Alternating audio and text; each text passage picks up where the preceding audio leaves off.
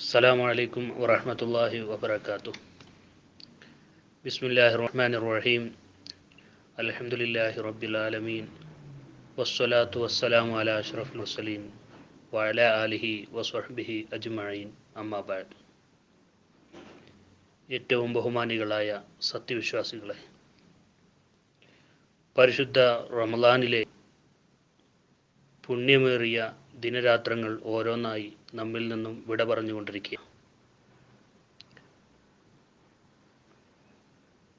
ആദ്യത്തെ റഹ്മത്തിൻ്റെ 10 നമ്മിൽ നിന്നും വിട ചൊല്ലി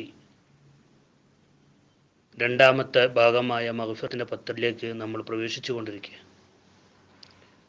സത്യവിശ്വാസികളെ സംബന്ധിച്ചിടത്തോളം പരിശുദ്ധമായ റമളാൻ ഒരുപാട് സംഭവങ്ങൾക്ക് സാക്ഷിയായിട്ടുണ്ട്. അതിൽ എടുത്തു പറയേണ്ടുന്ന ഒന്നാണ് ഈ റമളാനിൻ്റെ രണ്ടാമത്തെ 10ലെ റമളാൻ 17 സംഭവിച്ചതായ ബദർ യുദ്ധം.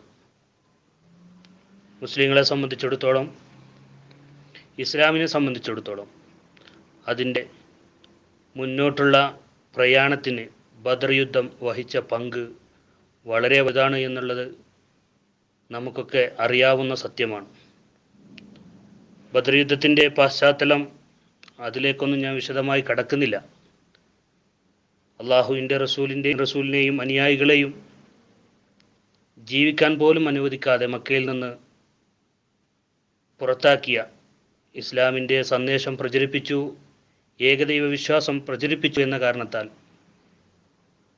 സ്വന്തം നാട്ടിൽ നിന്ന്, മക്കയിൽ നിന്ന് പുറത്താക്കിയ ആളുകൾ റസൂൽ സല്ലല്ലാഹു അലൈഹി വസല്ലമ സ്വന്തം നാടും വീടും കുടുംബവും വെടിഞ്ഞുകൊണ്ട് മദീനയിൽ താമസമാക്കിയപ്പോൾ അവിടെയും റസൂൽ സല്ലല്ലാഹു അലൈഹി വസല്ലമ തങ്ങളെ ജീവിക്കാൻ, നബിയെ മാത്രമല്ല അനുയായികളെയും ജീവിക്കാൻ മക്ക മുശ്രിക്കുകൾ അനുവദിച്ചില്ല എന്നുള്ളതാണ് യാഥാർത്ഥ്യം. റസൂൽ സല്ലല്ലാഹു അലൈഹി വസല്ലമ തങ്ങളും അനുയായികളും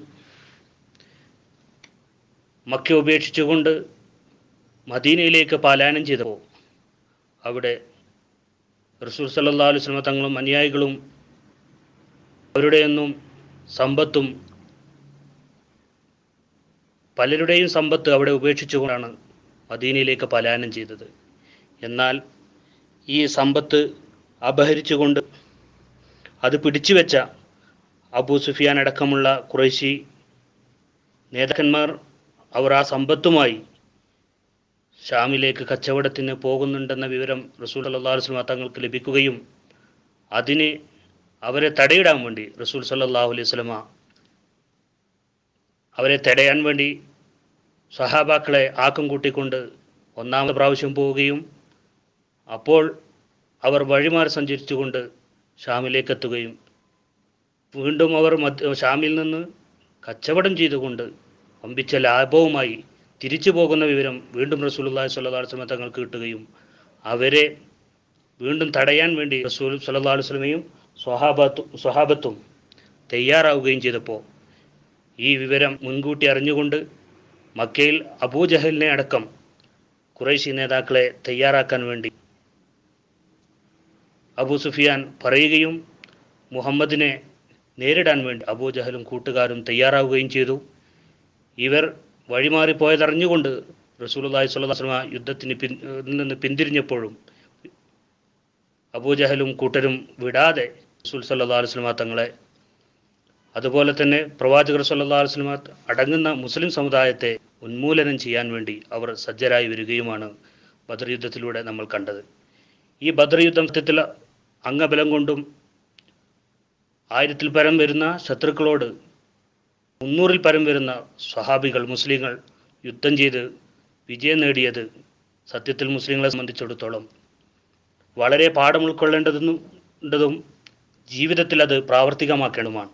എന്താണ് അവർക്ക് അല്ലാഹു തആല ആ യുദ്ധത്തിൽ വിജയം നൽകാനുള്ള കാരണം? അവരെ മുസ്ലിങ്ങളുടെ സ്വഹാബത്തിൻ്റെ അചഞ്ചലമായ വിശ്വാസവും അതിലുപരി അർപ്പണബോധവും ത്യാഗസന്നദ്ധയും ഇസ്ലാമിന് വേണ്ടി എന്തും ത്യജിക്കാനുള്ള അവരുടെ ത്യാഗമനോഭാവമായിരുന്നു ഈ ബദർ യുദ്ധത്തിൽ അവർക്ക് മുസ്ലിങ്ങൾക്ക് വിജയം നേടിക്കൊടുത്തത് എന്നുള്ളതാണ് ബദർ യുദ്ധം വായിക്കുമ്പോൾ നമുക്ക് ഉൾക്കൊള്ളാൻ പറ്റുന്ന സന്ദേശം.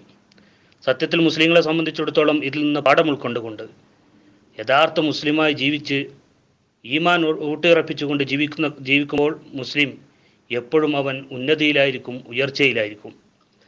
അതാണല്ലോ അല്ലാഹു തആല പറഞ്ഞത്, അൻതുമുൽ ഔലന ഇൻ കുൻതും മുഅ്മിനീൻ, നിങ്ങൾ തന്നെയാണ് ഉന്നതർ. പക്ഷേ ഒരു നിബന്ധനയുണ്ട്, നിങ്ങൾ മുഅ്മിനായിരിക്കണം, സത്യവിശ്വാസികളായിരിക്കണം. നിങ്ങൾ യഥാർത്ഥ വിശ്വാസികളാണെങ്കിൽ നിങ്ങളെ കവച്ചു വെക്കാൻ മറ്റുള്ള ആളുകൾ ലോകത്ത് ഉണ്ടാവില്ല എന്ന് അല്ലാഹു തആല പ്രഖ്യാപിക്കുമ്പോൾ മുസ്ലിം സമുദായം ഇതിൽ നിന്ന് പാഠം ഉൾക്കൊണ്ടുകൊണ്ട് യഥാർത്ഥ വിശ്വാസിയായി ജീവിച്ച് യഥാർത്ഥ ഇസ്ലാമിൻ്റെ മുഖം ലോകത്തിന് കാണിച്ചു കൊടുക്കാൻ മുസ്ലിങ്ങൾ തയ്യാറാവുക. അപ്പോൾ ഇസ്ലാമിന് തല ഉയർത്തി നിൽക്കാം. അല്ലാഹു തആല യഥാർത്ഥ വിശ്വാസിയായി ജീവിച്ച് മരിക്കാനുള്ള തൗഫീഖ് നമുക്ക് ഏവർക്കും പ്രദാനം ചെയ്യുമാറാവട്ടെ എന്ന് പ്രാർത്ഥിച്ചുകൊണ്ട് ഞാൻ നിർത്തുന്നു.